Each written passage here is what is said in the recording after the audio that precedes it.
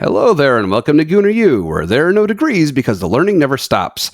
I'm Dove, a TA here at Gooner U, and my friend Keith is our stalwart distinguished professor of Arsenal and football studies. This week featured this season's final match at home against Everton. Hello, Keith. Hello, Dove. Are you feeling as bittersweet as I am about the end of another campaign? Your second full season. Wow, 2 full years. 2 full years. Bittersweet is the right word. Second time finishing in second, although we got a lot closer this time.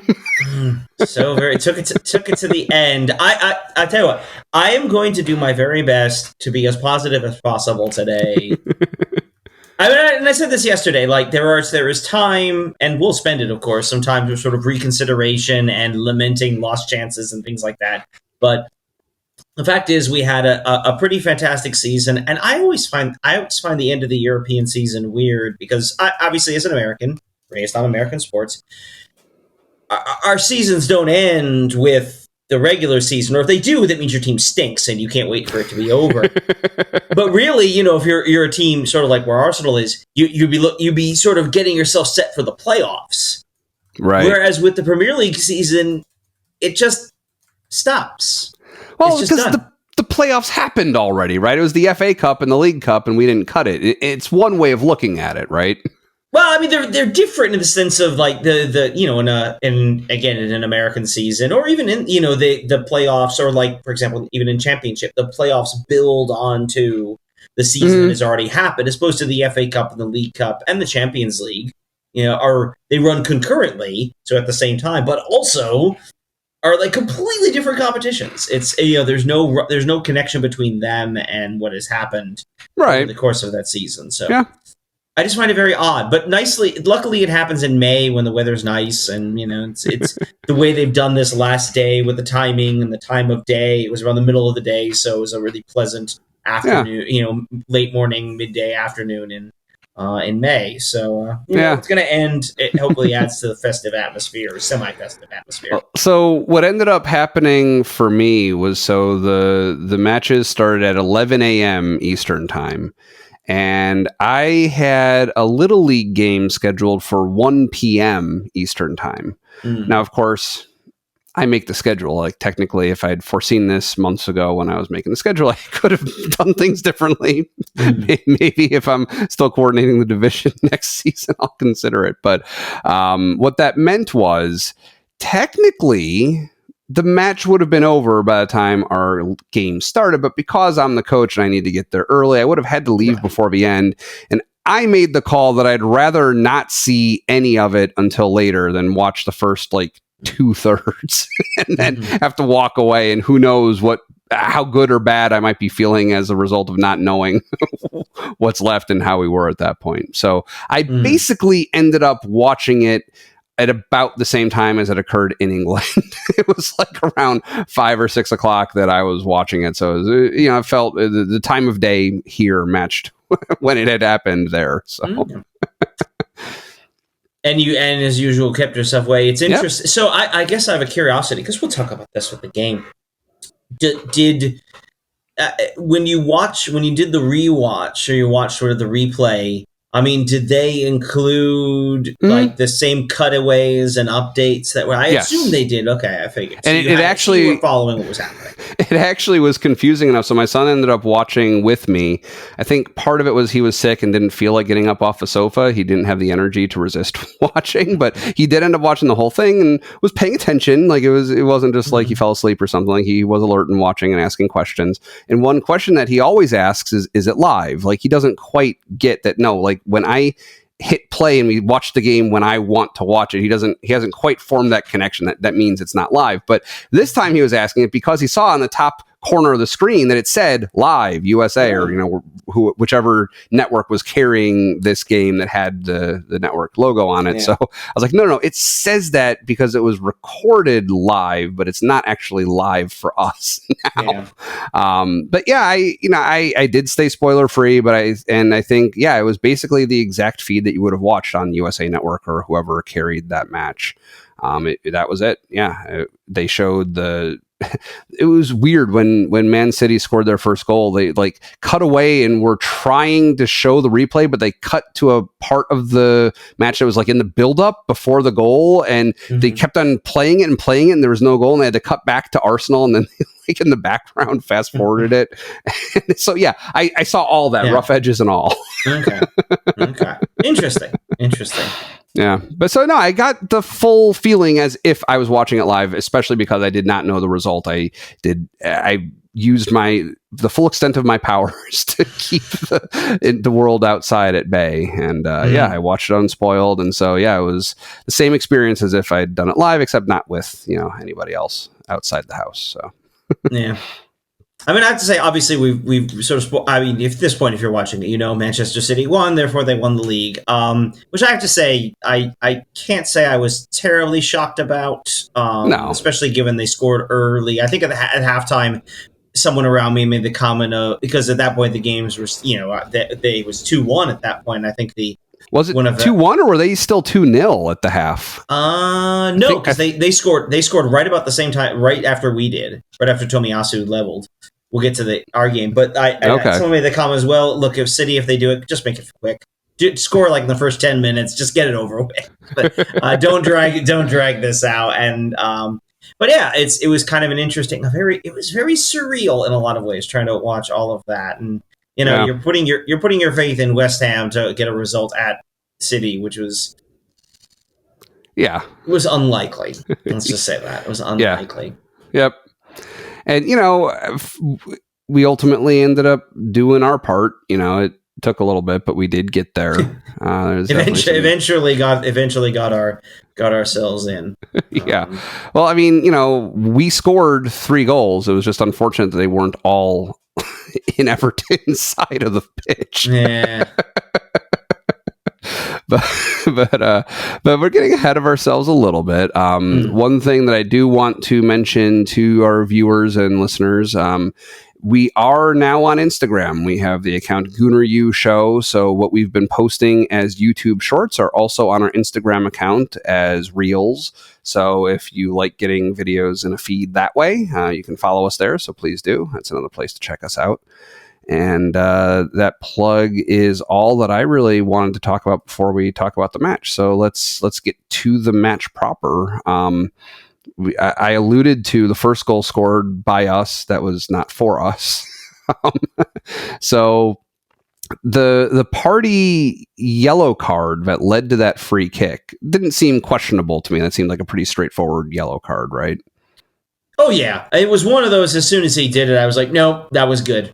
That was a good night." The players coming in on a break, Party's clearly beat. Yeah. Party's had an interesting stretch. I thought he was better today. I think he's still improving, still sort of coming back from his injuries. But then he has moments like that where it's like all he can do is commit a foul, which I think was the right call. I don't know. The cards felt rather inconsistent. But nothing egregiously like what are we doing here, anything like that. But they felt inconsistent throughout. But I think and it was frustrating because he had come. We had done a fairly good job, so you expected, putting a lot of pressure on and sort of doing the thing we've been doing, dominating the possession, dominating the flow of the game, spending most of the time in the Everton end, carving out some chances for us, especially like the first 5 or 10 minutes. It felt like we were there, we were getting there. And then you start to worry because it doesn't quite come in. And I don't know, did you... Yeah, I don't want to say we're quite like the United game where we were poor, but I don't think we were particularly great for most of the game either. Is that fair from your perspective? Yeah, I feel like, we were putting pressure on. We were doing, like you said, our normal things, we had a lot of chances. We weren't really converting them, but we had a lot of opportunities to try to score, and we had a lot of shots. Not all of them, not even, I don't know if the majority of them went toward the goal, but we took some bites out of them a little bit, but I don't know. I feel like maybe we got, I don't know. I was glad that we equalized it so shortly after conceding that own goal. Like that was a big moment when that happened. Oh, definitely. I mean, because they'd already had there were some worrying signs, especially Calvert-Lewin had one, off the post, which I feel like we've had happen a few times where they the other team hits the post and it feels like it's a prelude to them scoring an actual goal. Yeah. Usually with a little more authoritatively than what they actually got, but right. Well, and he did actually get the rebound off the post too, which also went wide. Like it was like back to back. Like skin of your teeth moments. Right. I mean, I wonder how much of this too comes down to, and I'd be curious about when the team learned about this. As people may know, Bukayo Saka did not play, not even dress. Apparently had a muscle injury. And given we spend so much time going down the right-hand side with him, Odegaard, and Ben White, without Saka there. I mean, listen, Martinelli's a really good player and can do a lot of good things, but it's not the same, right? I mean, it is a stark reminder of Saka's quality that he leaves. And I mean, I thought Ben White, poor is a little strong, but did not have his best game. And some of that I think is just partly not having Saka there. I think was a big part of that. I could see that, but yeah, no, it was great to see Tomiyasu score again. He's had a couple goals this season. That was great for him. So. As I corrected my notes where Tomiyasu got corrected to Tomika's. As one does, I guess. Yeah, it was interesting. I was listening to, I think, one of the Arscasts before in the week leading up, in the week leading up to the game, and one of the questions asked when they say, who's going to score the goal that will win the league? And obviously it wasn't that goal, but it was an important one. Tomiyasu's name did not come up in that regard, but it was really good. He was there to sort of put that in, especially coming as quickly as he did. And then, as you probably noticed, and certainly we saw as well, that it was, I mean, may have been minutes after that, was when Kudus scored for West Ham to pull them within 2-1. And so, first, we talked about your watching experience. So yeah, our location, the Houston Gooners, are at Velvet Oak on Westheimer in Houston. It was. I knew it would be crowded. I showed up 15 minutes early, walked in, and immediately stood in line to get a drink. I got my drink and got to a spot 20 minutes into the game. It took like over a half hour. It was I mean, the place was jammed. It was a wild atmosphere. I ended up watching outside. It was quite warm. And the sun was shining. So it was an interesting experience. And, of course, and even in the sports bar, obviously you have TVs all around you. Most were showing Arsenal, but a handful had the City game. And there was at one point, at least, they were sort of doing the moving back and forth quickly between them because you want to make sure you're catching what's going on. And there was that bit of whiplash moment there when Tomiyasu scores and then Kudus scores, and in that moment, because that came close to the half, and that sort of moment there, you're saying to yourself that this is how it would happen. Yeah, this is how it would hapen. I mean, and Kudus scored. That was, by the way, did you see that goal? The West End, a bicycle off a bouncing ball. Yes, it was an incredible goal. I mean, yeah, exactly. No, that is like if it were to go down, like that is the kind of moment that you would like remember forever, like that bicycle kick, like bringing them back into the game. Yeah, I mean, and it just, I thought we were. Because again, as I said, when I came in, I didn't really think it was going to happen. I wanted to believe, but in those moments, there's a few minutes where you're like, well, I mean, it could, and so, and then we hit halftime. And we we're at 1-1. City's up 2-1. Not great, but Did you think 1-1 was fair?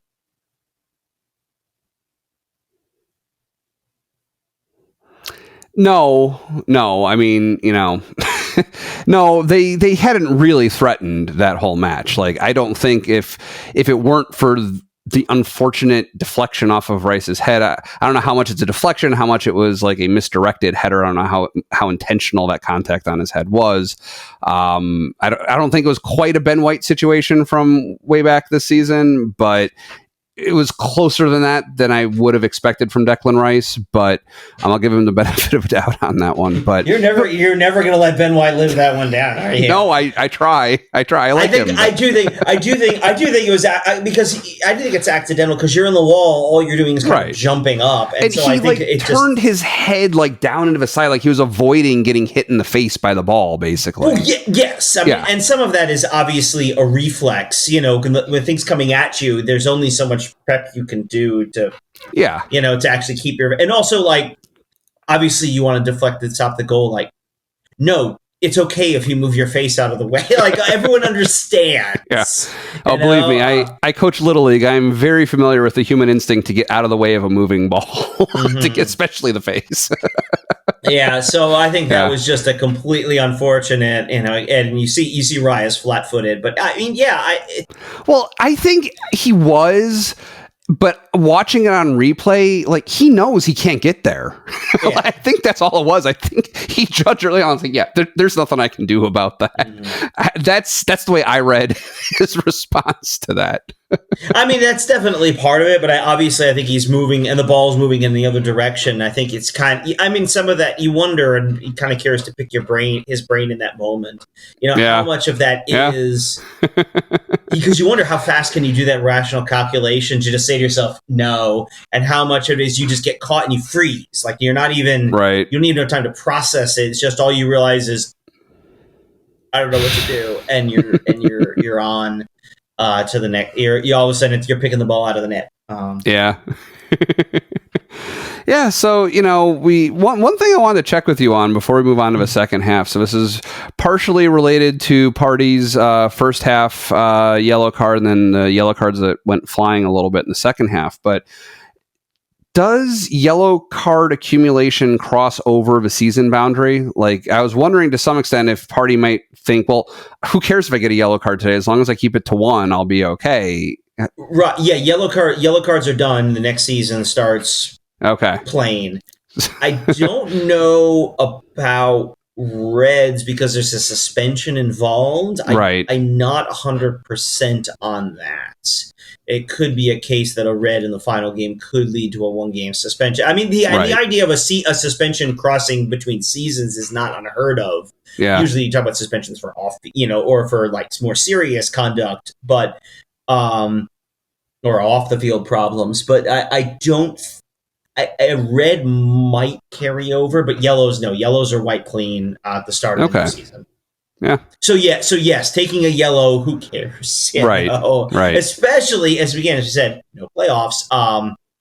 Who cares? Yeah. There's nothing. This is it. Not even can't even guarantee Party will be on the team next year. Probably, but you never know. We hit the summer transfer window, but I do think. No, yellows don't carry over. Yeah. So, the second half. So we got in. They clearly, I think if I imagine what Arteta was saying in the locker room was probably something like, okay, well, look, we're back where we started, but we can still win this.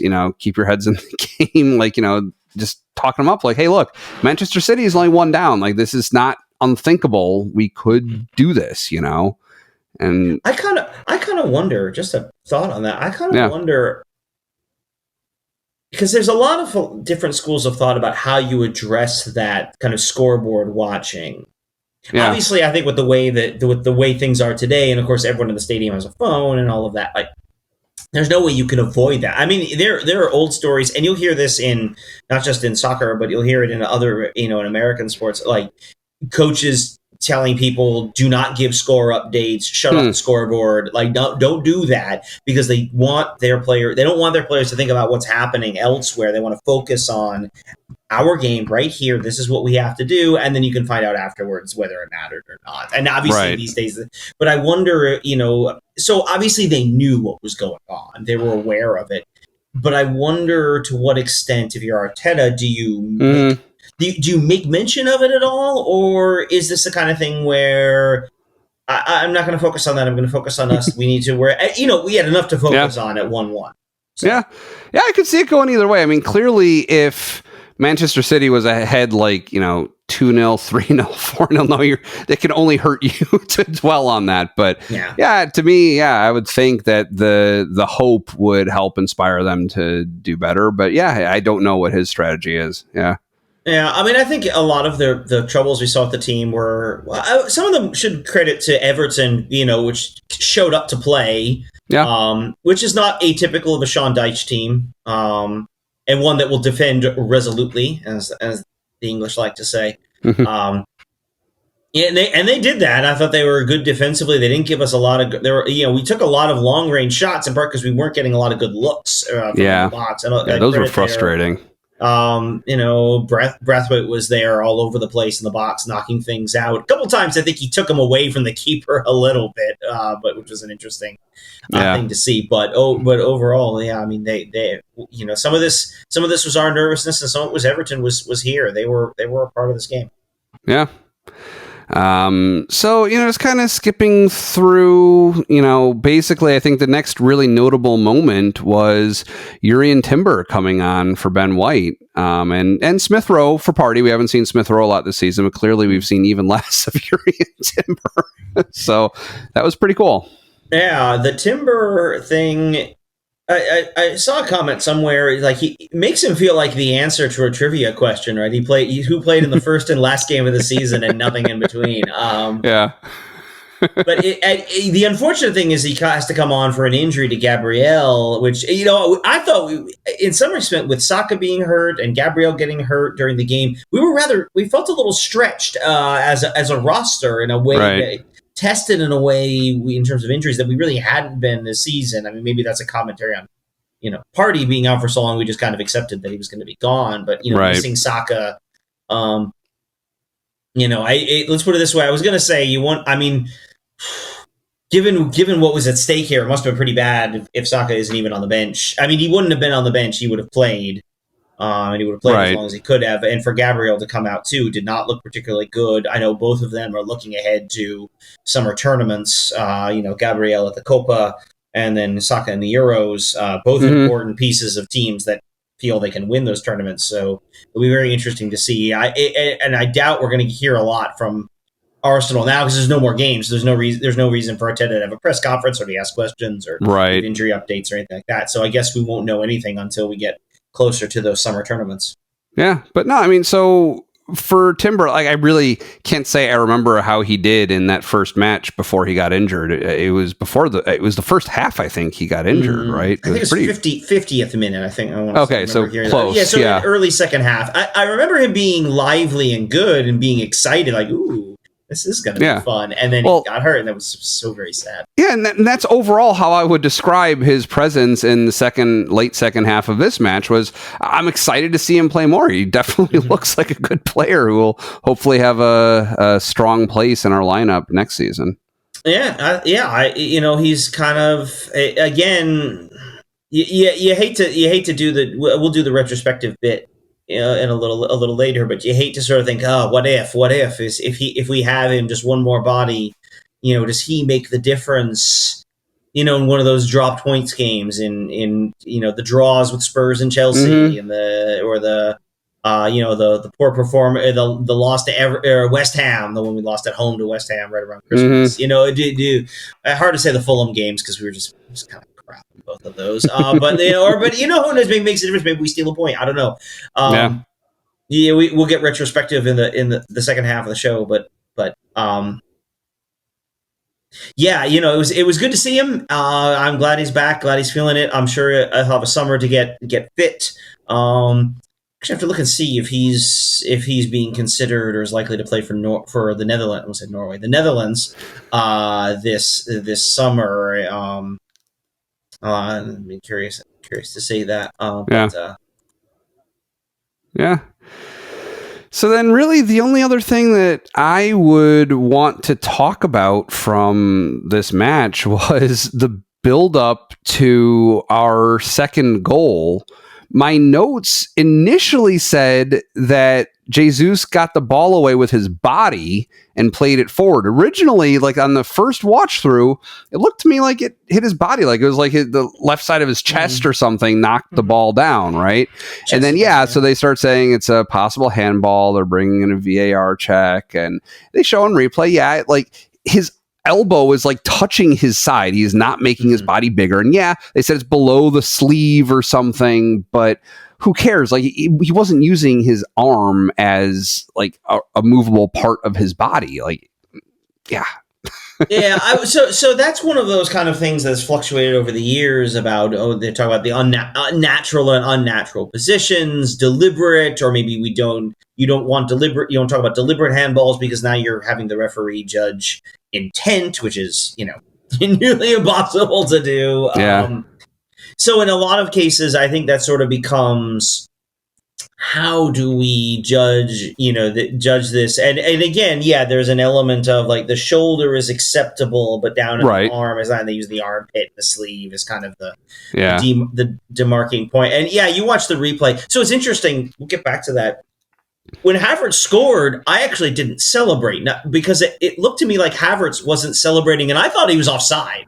Oh, okay. I thought he might have been offside, so he scored. People were celebrating, like, "Whoa, I don't know. It doesn't look like." And I kept waiting. For the referee to point at the linesman for the arm. And that never came. And I was like, "Oh, okay, I guess we scored." And then all of a sudden, they're at the VAR check. But I think that was the right call. He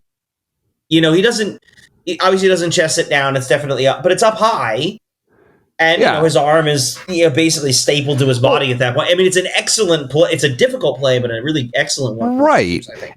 And you think about, like, what would the alternative have been for him to get the ball down, right? The alternative is to fling his arm up so it hits his chest, and then he risks actually really making an egregious handball with his arm in motion in a clearly unnatural position. I think his instincts were good. I think it was clearly the right thing to do. So, I do think also that I wonder how much of it is because it turns into the goal and because the touch he gives, which to me what's important about it isn't just that he brings it down, but the touch he actually gives is part of what gets it past the defender.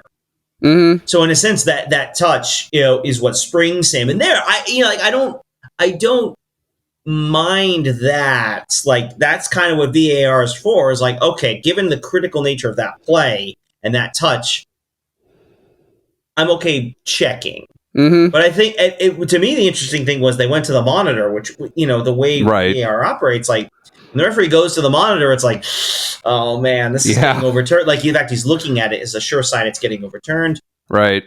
But the more you look at it, the more you just kind of think, I don't see that as the error. And it came back, and I think gave the right call, gave the goal. I mean, and it was good for Havertz. Another goal. Havertz scores again.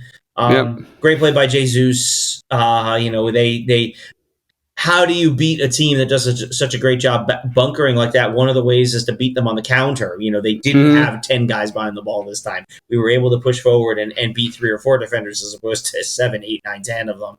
And we put it in, and ultimately Arsenal wins. Yeah.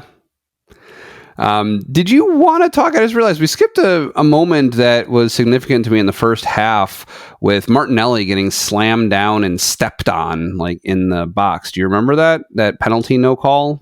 I don't. Nothing stands out.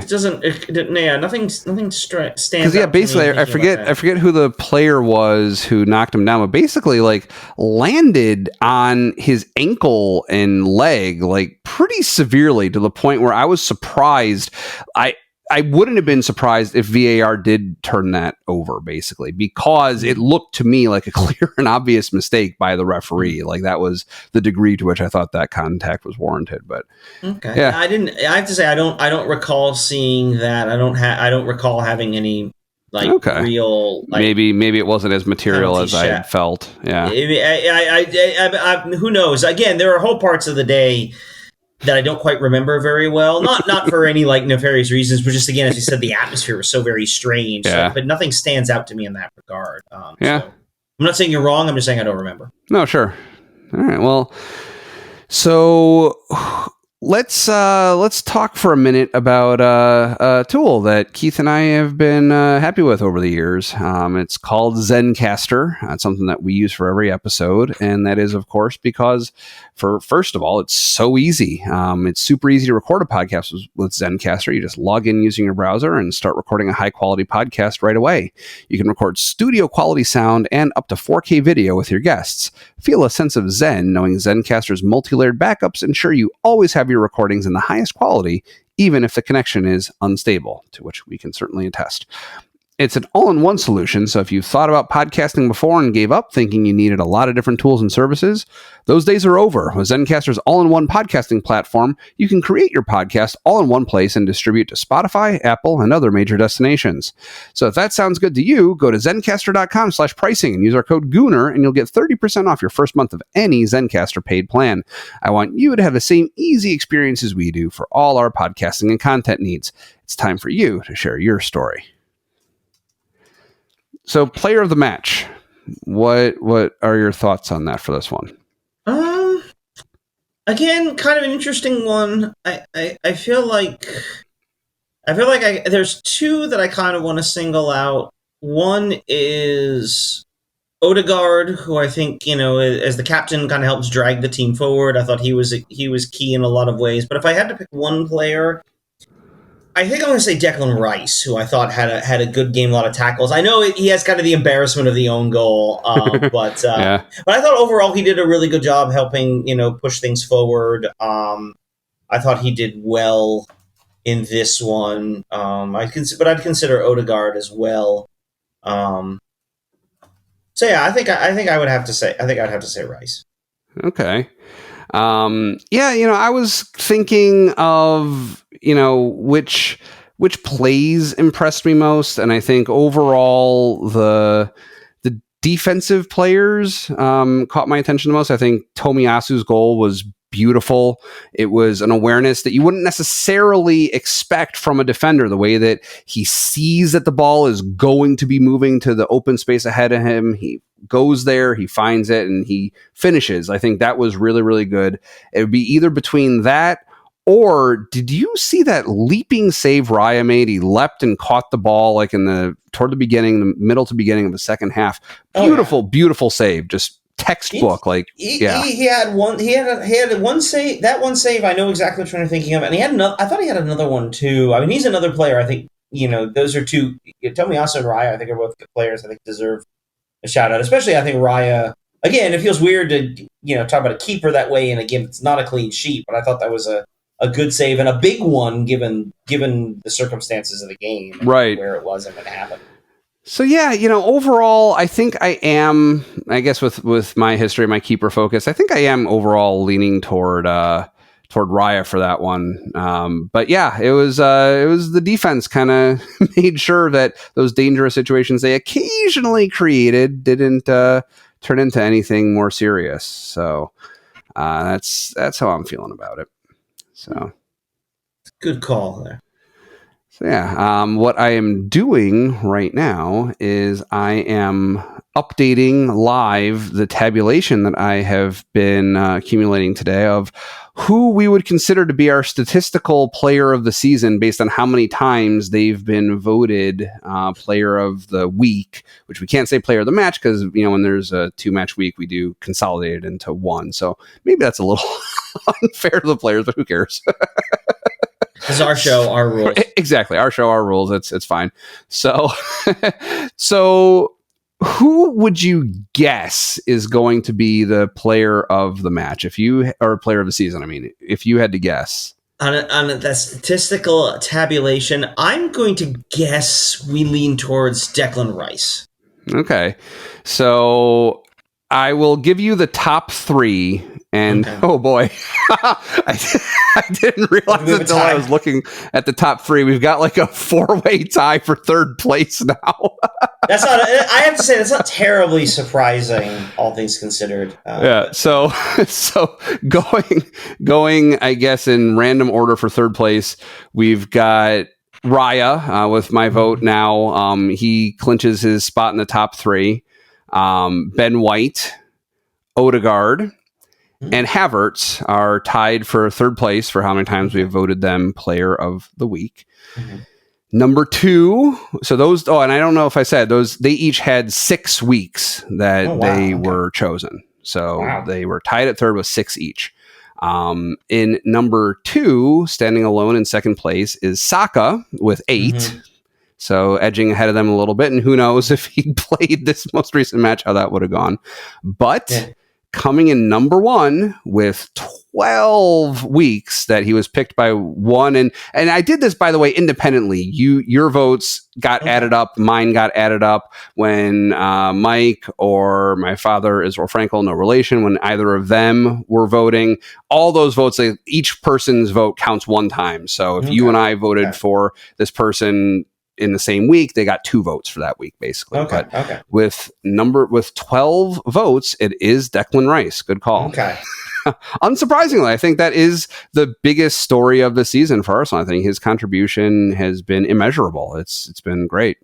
Yeah, I think he, he's not undeserving of that. It did feel like there were a lot of times we turned the player of the week into the Declan Rice appreciation minute, and not undeservedly so. And I think in a lot of ways he represents one of the 2 biggest changes between last season and this one.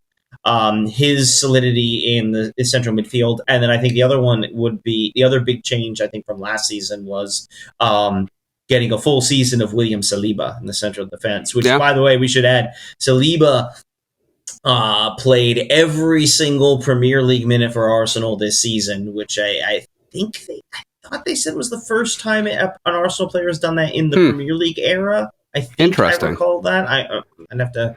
Yeah, well, and while you check on that, I think I had mentioned in a previous episode that he was the only one to have done that, and I'm pretty sure the broadcast had said that when I relayed that. They have said since then there's one other player, I forget who and for what team, but there was one other Premier League player, at least as of a match or 2 ago, that was in the running, and he probably in all likelihood ended up completing that, because if you're his team, how could you not put him in if he has like 1 match left to be able to say that he could do that? Right. So here's this is from Arsenal's website. William Saliba became the first outfield player, so not a keeper, to play every minute for us in a Premier League season. The last player to do so was Lee Dixon, who did it when it was still the first division in 1989-90. Right, and he's a commentator now that we talked about a couple weeks ago. Right. Yeah, Lee Dixon now comments. So not a player, not a person you're entirely unfamiliar with, I think. Yeah. Okay. Yeah, that's great. Well, so let me ask this, because I know we talked about this, and there's kind of a curiosity in terms of how the numbers stack up. Because I have my answer to this question. I'm curious about you. Okay. Knowing that we picked Declan Rice, mathematically at least, seems to be our play. If you were to step back and think about the season holistically, do you agree with that Declan Rice is the player of the season, or would you pass the honor on to someone else? It's funny because, and part of why I feel like the statistical choice could be argued to be more valid is because it's like over the long haul, right?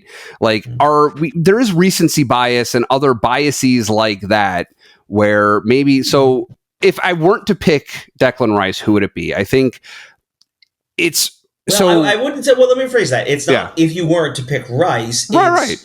Would you pick Rice? And I might, right? Okay. He's in the running. He's like in the short list, right? So who else is in the short list with him?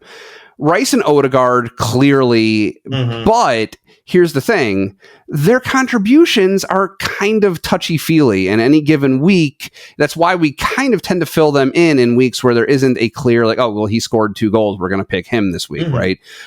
We tend to fill them in because they do always contribute, and that's their job as midfielders, is to help facilitate what everyone else is doing to a large extent, right? That's one of the ways I would look at it. But so aside from them, who else would I put in the top 3? Probably Kai Havertz, right? But for me, I remember how long we spent this season complaining about Kai Havertz not doing anything, not finding his place on the team yet. And it turned out very well. He found his place and has become a reliable scorer and contributor, right? but that's a little bit more recent. And if you're talking about the whole season, it would be tough to pick him. And I think for this season, that may be what you're seeing. And if next season the lineup is similar, give or take a player or two, you might see him do better in this standing when we tabulate it a year from now, you know? Yeah. What I'll counter to that is part of the reason you would lean, I don't want to say lean towards a recency bias, but obviously to a certain extent, all games are equal. They're all worth the same amount of points. But to put in a better performance at this stage of the season, I mean, think about the idea. We had to be perfect in the run to have a chance at this. Right. And so for a player to contribute in that, they talk about the idea you want your best players to be your best players in the biggest games. Mm-hmm. And in that regard, I think you could argue, I'm not sure I would, but I could argue that Havertz's contributions in the latter part of the season were an important reason why we had that opportunity. Almost not entirely regardless of the fact that he took it as long as he did to settle in or to find a position or figure that out. But I do think it's the recency bias thing is not like dispositive, right? There's a reason. Right. I mean, I think there's an argument to be made that more heavily weighting the back of the season isn't just taking what we remember most often, but, you know, thinking about these games and the stakes that were there. I mean, you know, again, could we point to some of the games earlier in the season, the loss at Newcastle, you know, is that why we didn't win the title? I mean, really the answer is it's all of those things together. Mm-hmm. But the fact that the stakes were so clear and obvious now in a way that they weren't in October, November, December changes the way I think you can interpret a player's actions or activities. So that's the argument for the recency bias. That's true. So basically, recency bias is real, but it works in your favor for this particular purpose because you can argue that the back half of the season really is the most important in a way. So, Or I would argue again because I'm going to argue against myself here. I'm not sure I'd say it's the most important. Mm-hmm. I think it's the one where the stakes are the clearest. Yeah, and again, a 1-1 draw. You know, we're 1-1 late to Everton. Or take that United game. We're up 1-0 against United in the game in September. Okay, it's nervy because it's United, but like it doesn't feel like the season is in the balance. We give up a goal at Old Trafford last week, and the season is over. Right. And that level of stakes, the clarity of the stakes, I think sort of changes that, is the way I would argue in favor of that. Okay. But if you had to, I'm going to pin you down on this one. Yeah. If you had to pick a player of the year, I was prepared. Do you stick with Declan Rice? Is Declan Rice? Does the math check out, or are you taking a step back and saying it's someone else? No, overall I would, and that is who I had in my mind. And it's actually funny. I was scrambling at the last minute as you were talking about who your pick was for this week, because I realized early on in the earliest episodes of this season I was putting first name and last name, and then I switched to just last name after the first several episodes, and there was a bunch where we put Declan Rice and then it switched to Rice. I was like, oh, because he was further down and I thought that it was gonna be Saka. But then I was like, oh, wait a second. Okay. New results coming in. Oh, it's Declan Rice. Mm-hmm. So I think even when he was lower down, that is who I had in my mind that I would have picked for this season. He's great. His quality is there. He holds the team together. I think if anything were ever to happen to Odegaard, if he ever left the team, I think Declan Rice could easily be our captain like he was at West Ham, you know? Okay. So what do you feel about it? So I would have to say, in terms of player of the season, I would say Martin Odegaard. Okay. It was interesting when you were going with that. If Odegaard left, I think Rice could step in. I'm like, I'm sorry, what? Like the things Odegaard does. Now you said as captain. Okay. Yes. Okay, that I get it. That I can see. But the things Odegaard does as a player, in terms of his ability to orchestrate the offense, and this is one. And again, best defense in the league. Saliba, Gabriel, the best center back pairing. Saliba, should be the league's team of the season. But I think in terms of directing so much of what Arsenal does involves possession, involves pushing forward, involves triggering the press, involves, creating opportunities and chances, because we don't have a central goal scorer. We don't have a target man, a striker who's going to bang in 25 goals, and we need a goal. That's the guy. So you have to be able to distribute, to find those different players, and to me, Odegaard orchestrates that in a way that he is so critical to so many different things that we do that I don't think we can be who we are without him in a way that I can't even say. And again, you talk about Saliba and Rice and Saka, who's just, again, I think this game more than anything else reveals his quality. Like, just look how disjointed we were without him. But I think to me, Martin Odegaard is the guy who makes it go. I mean, he is a captain. He doesn't, he isn't quite necessarily as outwardly vocal, but you'll see plenty of times when something happens, he's there on the field. The ball goes out for a corner, and there's Odegaard waving to get the crowd going. He's leading the huddles. To me, he is the player of the season for me. Again, with all credit due to so many of the others, but I'm going to go with the captain, Martin Odegaard. Sure, no, good call. Some things that you mentioned just now got me thinking of another topic we discussed maybe bringing up, which is, where are our weak points in the lineup, if any, right? Like, if you could bolster or substitute into the lineup, what type of player should Arsenal be looking for? And, for you, maybe, some specific names that you'd like to see, or at least some emblematic, like, even if, like, okay, so for instance, you say that you theoretically say that we want a striker. So someone like Erling Haaland, like anyone who would like stand in for that position that you're talking about, right? So I'm just laughing at somebody like Erling Haaland, who's not human. He's built in a lab somewhere. So to me, it's interesting because coming into last summer, the talk was pretty much about, okay, so exactly just how much are we going to pay for Declan Rice? Like that was as obvious a move as you could imagine. Like that was they were always going to put in for it. If that felt like it was just a matter of time before it happened. And I don't hear names the same way this year. In some ways, I'm more curious, a little bit more curious about the guys who are leaving. Just thinking about the roster, Mohamed El Neni has already announced he's not coming back, which isn't a surprise. He played one half this season. Great. He seems like a great guy. Everybody loves him. I mean, he's the fourth player in the central midfield.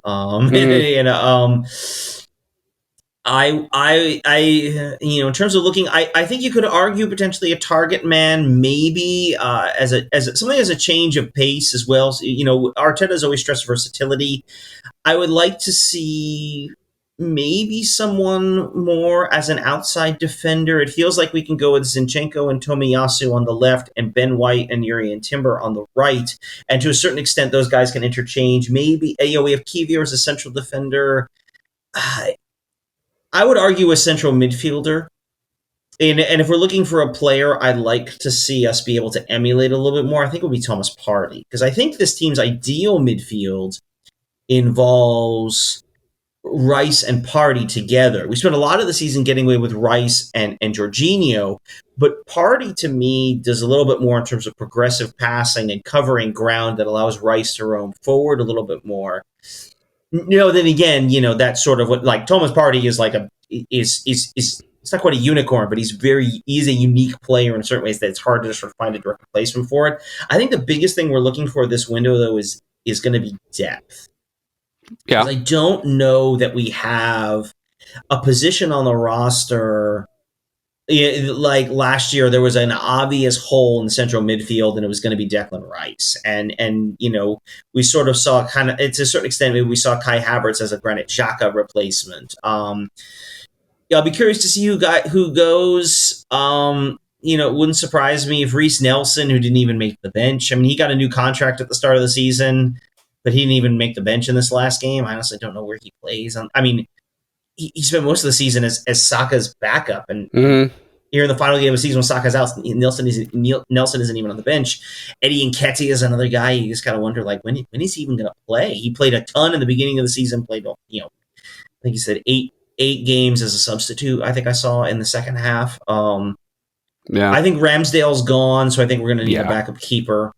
Who we'll probably talk about once when he's brought onto the team and not again after that. I mean, have you heard, like, I have to assume that we're buying out David Raya's contract. Oh, yes, yes. I forget where I read that, but they said, yeah, it's going to be made permanent. Yeah, it would have to be. He's done too well for us for it not to be. I mean, technically it was a loan and a season-long tryout. The impression I had is the reason we did it as a loan is because of our financial status in terms of payments. We only paid like $2 million for the loan, as opposed to the $30 million his actual the actual purchase is going to. I'm sorry, it's $3 million was the loan fee, but okay. Yeah, it gets up to $30 million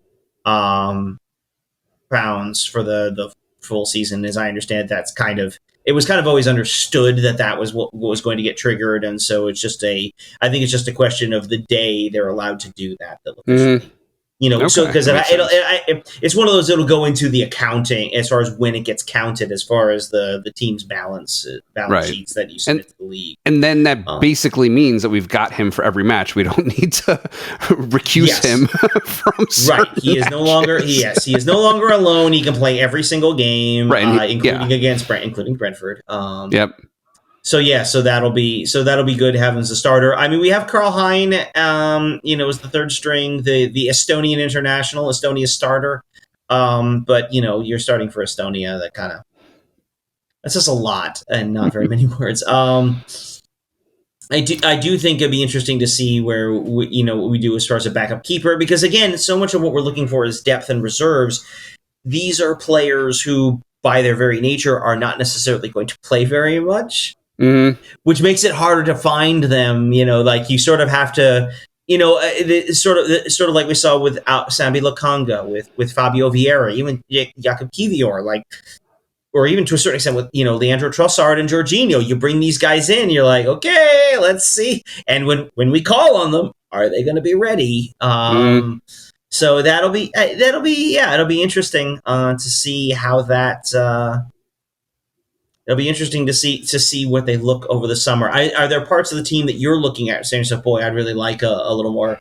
I'd really like something more here. Yeah, so I think depth, is the main thing. Just having some more backups to pick from when we get injuries, which was definitely the biggest problem in the middle stretch of the season, is when we were contending with that, and that was hard. Aside from that, I have a thought, and I just wanted to ask you, but let's say we have the budget to bring in a big striker, right? Obviously not Erling Haaland by name, but a striker, someone who is going to come in and fill that role. Do you think that would be a good idea? Do you think that would be good, or do you think that it's a strength of ours that our goals come from a plurality of players? I could talk myself into either of those. I don't think it's a financial question. I don't think I was just taking it off the table. All things being equal, we could afford it. So money isn't, because I know strikers are expensive. So let's take that out of the conversation altogether. Is it a good thing for the team? I guess, and maybe the finances do play into this a little bit, but I guess you're almost looking for a guy who's going to be comfortable not playing a lot and who's going to come in to sort of fill a specific role. I mean, one of the things that Arteta's done really well, and at contra to some other clubs in the league like Chelsea or even United, one of the things Arteta's done really well is he and Edu bring in players to fill a role. There's a reason they are being brought in, because they have certain skills that are going to be used in a certain way. We talked about Rice, Kai Havertz. He had a vision for who Kai Havertz could be for Arsenal, and we eventually obviously saw that, come to fruition. And so I guess I'd have to say it really depends, especially with the striker. Does Arteta feel like he has a plan or a moment for that kind of target man? And we've kind of always talked about this. Is that a player that Arsenal wants, Arsenal needs? Is that it to fit the way they play? I mean, you could argue that, but are you going to find somebody who can, sort of pop off the bench or play every couple, is okay playing maybe a couple, every couple of games? So you're saying that would be how it would be, because we'd bring them in strategically as necessary when things aren't going well in a match and we need him to help save it or something? Why are you saying that would be it? Yeah, potentially save it, or even the kind of player you would start in a game where you feel like we're gonna play a team with a lot of big central defenders, and like there are teams gonna really park the bus against us. And so you bring in a target man. But then again, I mean, you could argue Havertz is pretty tall and actually does a decent job heading the ball. Gabriel Jesus is an excellent header of the ball. Is a really good, for a guy who's not that tall, is certainly someone who does a good job getting himself into position and making good plays. I with his head, I don't know. That's an interesting one. To me, the striker thing really comes down to does Arteta have a vision for striker? And I don't know that I see it the same way as I do, say, an outside defender or a central midfielder. That's kind of right. Or I'd say, or a wing player. I should say maybe more of a wing player. I guess central midfielder maybe, or somewhere in the midfield is really where I prioritize, and maybe and then an outside defender. Right. That would be my guess. But again, they say they've got a plan for transfers. They have some people lined up. Okay. We have I wouldn't say we have a set starting 11. We have several options for a starting 11. But again, a guy who's going to come in, it's going to be very hard to see someone coming in and, like a Declan Rice, just sort of write himself into the lineup. But then again, we said that about Kai Havertz, and here he was playing how many games, even to get himself into the team. So. Yeah, and we haven't even looked at some of the younger guys too. How many, or any of our? It doesn't sound like any of the youth players are prepared to make the jump up. There was a lot of good talk about Ethan Nwaneri, who was the 15-year-old from right, or 16 earlier this season, but he was 15 when he came on earlier. Right, a couple other names from the youngins who maybe, but we'll see. Yeah. All right, so let's spend a few minutes, see how many we can get through. So what moments of the past season, define that as loosely as you'd like, what will stick with you from this season? What do you think is worth remembering now that it's over? I'm thinking of a couple. The first one that comes to mind for me from early in the season was the win over Manchester City. Gabriel Martinelli scoring off Nathan Ake's face. Tactically a masterclass. We limited City. We outplayed them. We limited their chances. We had the more dangerous opportunities, and then late to finally overturn that monster, right? To actually have to beat them. And even then, even the Community Shield, I kind of want to point to, because it felt kind of good, but I mean, it was still a draw when we kind of rescued pretty late, honestly, and then to win in penalties, which doesn't really count. But nice shiny plate. But to me, getting that goal and getting the win and to beat City like that. Again, they didn't beat us this year. We played them 3 times, 2 draws and a win for us. And we were unbeaten against the so-called Big Six, so Spurs, United, Chelsea, City, and Liverpool. That was it. Yeah. I can't believe I forgot Liverpool. I got it. So I would say the win over City was a big one. That was a big moment for us. Okay. The first one that I would pick was thinking back. So if you go back to our 10th match of a season, this is at Sheffield versus Sheffield United. This is a home match on October 28th. This was when Nketiah started, and he scored a hat trick. The first 3 goals of this match that we ended up winning 5-0. It was one of those. There were multiple 5-0 victories this season. That was maybe the first one. That was an early one. I'd never seen a player score a hat trick in soccer before, so that was pretty cool to me. It is incredible, really, as we sort of chuckle about it. It is incredible to me that the one player on Arsenal scores a hat trick this season is Eddie Nketiah. Yeah. Make of that what you will, but yeah. All right, so what's your next one?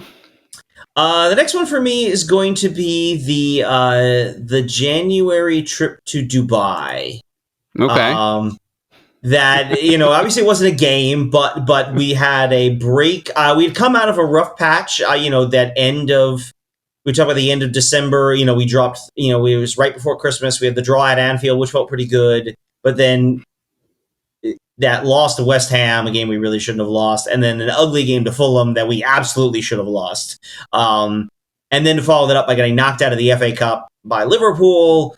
And then we hit our mid-season, the Premier League's mid-season break, and they decided to go to Dubai, and Ben White somehow got more tan, and they got in some good team bonding time, and then they followed that up. Here's the run of results coming through up until the next international break in mid-March. 5-0. This is in the league only. So 5-0 over Palace, 2-1 over Forest, 3-1 over Liverpool, 6-0 over West Ham, 5-0 over Burnley, 4-1 over Newcastle, 6-0 over Sheffield, and 2-1 over Brentford. I mean, that's an astounding run that really, that's the kind of thing. That's what City does. Yeah. We talk about, what does it take to win a title? You have to sort of play City's game. That's what they do, and we did it. And there was something about going away, taking that time, resetting. There was some team bonding exercises. Whatever it was, they came back, and they were as good as we have, as good an Arsenal team as I may have ever seen. I've been watching since 2006. That's as good. That may be as good a stretch as I've ever seen Arsenal put together in the 20 years I've watched this. So you stretch the definition of moment to include like a kind of month or two. I'm going to stretch it to its absolute breaking point and basically pick 2024, right? Like that period that you're talking about, it began January 20th and through yesterday, right? Nearly flawless. Right. We drew once against the team that went on to win the league. Right. So it's hard to complain about that. And then, a single frustrating loss that pissed us off when we played Aston Villa. But the only results that we didn't win, like in that entire stretch, that's remarkable. That's amazing. And, who knows how long I'll have to go before I see a stretch that long with a nearly flawless record. That was really something. So. If we want to win the title, that might have to be an entire season's worth of that stretch. That's kind of what it takes sometimes. My hopes are high that that's the way we ended this season. Hopefully we get into the next season with a similar run of form, I have two more moments in the head. Do you have any other? Yeah, I've got one. So I'll be the meat inside your sandwich. Yeah, so I will. I'll lead with one. We haven't talked about the Champions League at all, and there are a lot of great moments. We could look at Saka's performance in the group stages. You could look at just being back in the Champions League. I'm going to pick the shootout win over Porto. Really the entire leg against Porto, but especially going to the shootout. Porto. You're talking about a team that was specifically designed to drive us absolutely bonkers. We talk about Ben White's practicing of the dark arts. Porto was an entire team's worth of Ben Whites. To lose the game, the first leg, the way we did with the late goal, to scratch and claw our way back in and win the second leg, and then to win the shootout. Think about it. It was a year ago. We lost a shootout to Sporting and got knocked out of the Europa League. So to come forward, a year, and this was pointed out. So I put a piece in there, linked it to you. James McNicholas, Gunner Blog, did a piece for The Athletic, sort of a season in review, sort of like picking a bunch of different moments and talking about how the season played out. One thing he mentioned that I kind of forgotten was, and we had talked about this because you saw Arsenal in the preseason in MetLife, and they did the penalty shootout, and they did a penalty shootout a couple times in those preseason tours. I'm not going to say because they did the shootouts there, they were prepared for when the real thing happened. But Arteta's a guy who leaves no stone unturned. Who is a guy who's everything they do has a purpose, and you got to think between coming a full circle for a year, getting back into the quarterfinals of the Champions League, to win a shootout in a tie that took sort of every bit of guile and grit that we had. I think the Porto tie overall, and then even the shootout in particular, I think were an important moment for me. Yeah, and I think that was basically the moment at which it became clear, like, wow, we're doing better at this part of the season than we did last year. It was like it was a perfect parallel to Europa League last season. Like, it was a Portuguese team. It was the round of 16. It went to a shootout. Like, it couldn't be a clearer illustration of our growth year over year. It was a great moment for that. So it's funny, for the third one, your thoughts shifted to the Champions League. So did mine. Just basically seeing us play Bayern Munich, a team who I've never seen play before. Yeah, that didn't go the way that we wanted, but making it that far was great. Seeing another like world-class European team that we played against was cool. And, hopefully I get to see a lot more of that in the Champions League the next season. So yeah, we're back. Yeah, as we mentioned, we did officially clinch our spot in the Champions League. We'll talk a little bit about 24-25 at the when we wrap up, but we clinched it. And by the way, this lovely ensemble brought to you by the end of season clearance sale at Kitbag. This is the European training jersey, something that I will actually wear as a shirt, like on the field, like when I'm running practices and stuff like that, more than I actually wear my jerseys, because I'm particular about them. But fair, protective, fair. Yeah. But anyway, so what is your final moment of the season? Final moment. I'm going to plagiarize myself and talk a little bit about the Manchester United win from last week. Not because it was beating United, which is always fun, but rather, and I remember I made this point, and like, to win that game, to be able to push the season to its final day, and to win a game in a difficult place for us to play, when we were not playing particularly well. To me, that game in a lot of ways encapsulates sort of how far we've really come under Arteta. That the team sort of collectively pulled themselves together. And I mentioned this, I think I said Arteta was my man of the match last week. Right. But I do think there's something to it, that to build the kind of team that can go on the kind of second half run we've talked about, that can pull together and make do these kinds of things.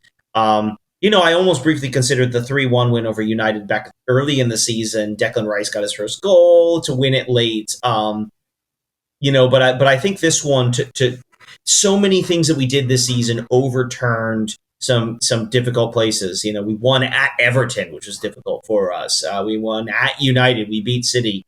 And I think that sort of final one there at Old Trafford is sort of emblematic, especially, again, when not playing particularly well. Because we can credit the City win. Well, we were good. We beat them because we were good. We were not good at Old Trafford, and we won anyway. And that's who we are, a team that we can win even when we're not playing well. And I think that represents so much about where we are, not just this season, but where we've come over the last even just 2 or 3 years. Right. No, yeah, here. You mentioning your pick of Arteta last week got me thinking. So we had a 4-way tie for third place. We have a 5-way tie for last place for those who were mentioned one time. Which players might you guess are amongst those 5? So I'll give you Arteta, right? Arteta is one of the ones that was picked only once. A little fun trivia here. I'm going to say, is Jesus one of them? Nope. No, he had 3. He had 3. I can pull the roster. It was Trossard. Nope. Trossard has 4. Oh wow, that's one. Well, I know it's the way you counted. It can't be Nketiah, because I know we both picked him when he got the hat trick. Yes, correct. Was Jorginho one of them? No, it looks like Jorginho didn't make the list at all. Actually. Oh, interesting. How about Zinchenko? Yes, so Zinchenko is 1. So we have Zinchenko and Arteta. So there were how many? 5 people. 5. Got 1 vote? Yep. 5 people got 1 vote. I'll give you the one that you would never guess unless you think about it long enough that you actually remember, which is Matt Turner. When I picked Matt Turner when we played against him. Yeah, you're right. I forgot Turner. That's all right. So so take that one off the table. So there's 2 more. So 2 more. I am going to guess Tomiyasu. Yep, Tomiyasu, Okay. And 1 left. 1 left. Is it Zinchenko? Did I already say Zinchenko? You already said that, yep. Fabio Vieira. That's my last guess. No, he's actually twice. Twice. Yeah, I think we may have both picked him the 1 week that he did something notable. But yeah, he's on there twice. No, the last one was Emile Smith Rowe. I think I may have picked him once or something. But yeah, it was one match where either he started or he had a more notable contribution. I did feel like there was one. He was a cut. He played the cup game and then probably came in as a sub in the league game. I'm guessing. That was my fault. All right. All right. So why don't you tell us what is up next? It's the summer. We're on the beach, maybe literally in some cases. If you want to keep watching soccer, we have a couple things coming up in the next couple of weeks. The final league games. All the leagues are mostly finished. We have, let's see, next Sunday is the FA Cup final, Manchester City versus Manchester United, a rematch of last year's game, a Manchester derby. Which is highly unusual in the FA Cup. But that'll be interesting. For the Arsenal perspective on that one, if, much like last year, if City wins and does the double, then we play them in the Community Shield to open next season as the runners-up in the Premier League. So if you care about such things, and, I'm never averse to playing the Community Shield, well, then you would root, I don't want to say root for City. We'll root against United, which is also fun. There's also next weekend is the most lucrative game in football, the playoff final for the championship, which will pit. I was just looking at it. I believe it is Leeds and Southampton. Leeds and Southampton will play each other. The winner joins Ipswich and Leicester coming back into the Premier League. As we mentioned last week, Luton, Sheffield United, and Burnley all went down. So one season each for the three of them. Leeds could be back. Southampton could be back, and joining Leicester. And then a long time absence, but welcome back to Ipswich as well. We mentioned that. We talked a little about that in previous weeks. Of course, the European finals, the Europa League final. I forget. I only remember one team involved in the Europa League final, and that's Bayer Leverkusen, because they are still going for the invincible season. They finished the Bundesliga without a defeat. They're also playing the final of the German Cup. So if they can win those two games, they would go an entire season without a defeat in any competition, which I don't want to say has never been done before, but I can't think of when it's been done. That's an incredible accomplishment. And I do enjoy it because, as we talk about this, it comes from a club that isn't, like, if Bayern did it, you just kind of roll your eyes and go, okay. Right. But Bayer Leverkusen, who had never won anything, right, to now pull that off is incredible. And shout out to Granit Xhaka for winning everything as well. It's clearly his influence on the team. It's definitely not nothing. It's gotta be part of it, yeah. And then looking ahead to the summer, we have transfer windows, so enjoy that. We have international tournaments, the European Championships and the Copa America, both starting in June, and then going into July, and then starting in July, the Olympics. Right. U23 tournament, but the U.S. is in it, so that'll be fun. So internationally, it is U23. I know you said that the U.S. fields a U23 team. Do all countries do that? Yes, for FIFA purposes, because they don't want to compete with the World Cup. But the Olympics doesn't want nothing for football. Olympic soccer is a U23 tournament. However, each player is also allowed 3 overage players who can be, as long as they can be anybody over the age of 23. It's always curious to see how different countries approach that, especially because if I read the calendar right, the gold medal game will also be the day of the Community Shield. So there's so it'll overlap with preseason. So you're probably not going to see players of real. It'd be interesting to see if you got a player of real significance doing that, because they're probably more focused on their club season and club preparation. But maybe not. Yeah. I don't know. It'll be those are interesting. Roster decisions to make. Obviously, Arsenal will have a lot of players going to the Euros, probably some to Copa America. The US will be in Copa America. They're hosting Copa America. or if you just can't get enough of your club fix, Arsenal will be embarking on a US tour again this summer. I don't remember exactly where, but they were supposed to. Well, I know the nearest match to me is going to be in Philadelphia, and that was just little bit too far for how late in the day the game was, because that's like, I don't know, like a 3-hour, 4-hour drive or something from where I am. Right. Like it's far enough and late enough in the day. Like, yeah, I'm not going there. I know I've seen that they're in Philadelphia and LA and probably one or two other places. One. I thought did I hear Vegas at some point? I don't know. Anyway, the only ones I've seen confirmed are I looked them up. End of July they'll play Manchester United at SoFi Stadium in Los Angeles, owned by Arsenal owner Stan Kroenke, and they will play Liverpool in Philadelphia. Those are both the end of July. They're probably, I remember hearing a rumor of a third game. I do not know anything about that. Okay. So when do we find out the schedule for next season? Oh yeah, one last note. If you're looking ahead, so the schedule will be released. I just written it down. Where do they go? Yes, June 18th. June 18th. So in about a month from now, we'll have the schedule for next year, the permutations, the computer. It was funny. So this past week, the National Football League, the American Football League, released their schedule for 2024, which involves an hour-long television special. It involves ridiculous social media work done by the various teams, which is very NFL of the whole thing. Whereas the Premier League, and frankly most leagues, will release the schedule. Say basically, it's like it's a PDF. Here's an email. Here's an email schedule. See attached. Which is how most leagues do it for even most other American leagues, like, you know. So June 18th, I think they said it should be released around like, I think the Wikipedia page is something like about 9 a.m. So it's like someone's going to hit send on an email, and there you go, we got it. But June 18th is the anticipated to be the day that the schedule will be released for next season, and we can start planning our fixtures for the 24-25 campaign. I guess we're wrapping up. Should we do we have final thoughts on the season before we wrap up the show, or is there something else we need to hit? I don't think so. No, it was a good run. We're stronger than I've seen them before, which is limited to last season and this season, but we're doing better, and I think we're poised to strike for next season. Yeah, I mean.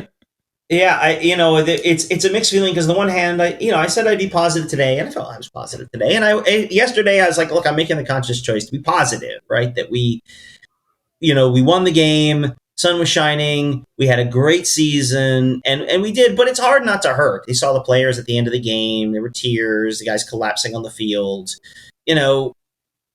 Yeah, it's okay to be unsatisfied. Don't be consumed by your dissatisfaction. It's okay to be happy about what was an incredible ride and a great run like we talked about. But it's also okay, and this team has done a great job, and again, I'll attribute this to Gunnar Blog in his piece. This team has done a very good job of turning disappointment into motivation. And, they came, 2 years ago, they came just short of the Champions League. Next season, they were in the title race. Last year they were, they fell short in the title race. They fell apart at the end. This year, they took it to the last day. Yeah.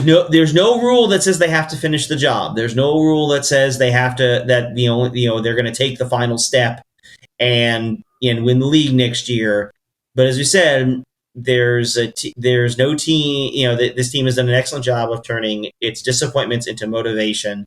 And if they keep that up, there is very likely a trophy in our future next year. Hopefully more than the Community Shield. Yeah, hopefully not shaped like a plate. Yeah.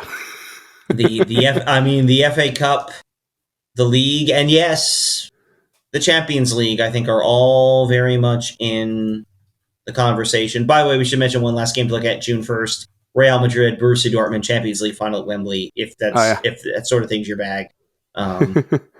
Baby. So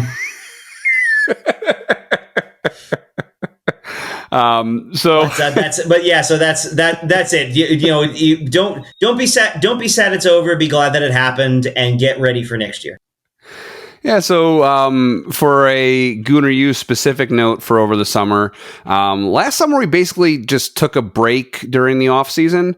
This year, the plan right now, and plans change, but the plan right now is to release sporadic film studies episodes over the summer. So if, in case you haven't caught the two that we've already done about Next Goal Wins and United, you can check those out there on our YouTube channel, and you can seek out the episodes from the podcast feed if that's what you'd rather do. But yeah, we've got some planned, we've got some in the works, and we will see if we can get our summer schedules together and do a few of those sporadically. So there will be something, which is better than nothing, and we'll see how regular we can make that. So thanks for joining us at Gooner U. If you're watching on YouTube, you can also listen to our show on Apple, Spotify, and some other places. If you're only listening, try watching us on YouTube with the link in the show notes. As mentioned earlier, you can also watch our shorts on Instagram. Your homework for today is to like a video, either this one or one of our shorts, which again are not going to be repeated content. They're going to be new recordings, maybe saying some of the same things, but short form may be good for sharing with a friend. So that's something else you can do. Thanks again to our sponsor, Zencastr. You can check them out as well as links to everything we talk about in our show description, as well as Instagram and Twitter page links from there. My name is Dove. You can find me on Twitter at Dove Frankel. With me, as always, is Keith, and you can find him in a pub, not watching Arsenal matches for a little while. For a little while, yeah, but until August. Come on, you Gunners.